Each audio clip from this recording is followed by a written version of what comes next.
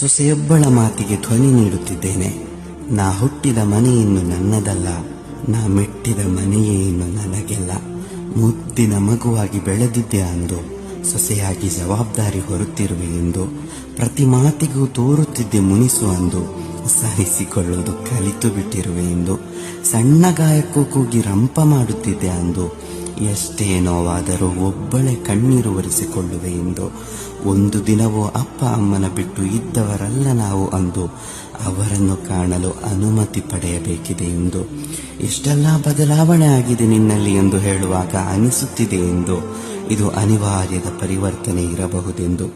ಪ್ರೀತಿಸಿ ಬೆಳೆಸಿದ ತವರನ್ನು ತೊರೆದು ಬರುವ ಹೆಣ್ಣನ್ನು ಯಾವತ್ತೂ ನೋಯಿಸಬೇಡಿ.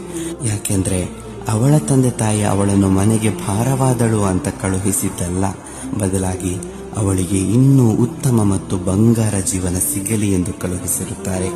ಪೈಗಂಬರ್ ಮುಹಮ್ಮದ್ ಸಲ್ಲಲ್ಲಾಹು ಅಲೈಹಿ ವಸಲ್ಲಮರು ಹೆಣ್ಣಿನ ಕುರಿತು ವಿವಿಧ ಸಂದರ್ಭಗಳಲ್ಲಿ ಹೇಳಿದ ನುಡಿಮುತ್ತುಗಳ ಒಟ್ಟು ಸಾರಾಂಶ ಹೀಗಿದೆ: ಹುಟ್ಟಿದಾಗ ತಂದೆ ತಾಯಿಯರಿಗೆ ಸ್ವರ್ಗ ನೀಡುವ, ಮದುವೆಯಾದಾಗ ಗಂಡನಿಗೆ ಸ್ವರ್ಗ ನೀಡುವ ಮತ್ತು ತಾಯಿಯಾದಾಗ ಮಕ್ಕಳಿಗೆ ಸ್ವರ್ಗ ನೀಡುವವಳೇ ಹೆಣ್ಣು.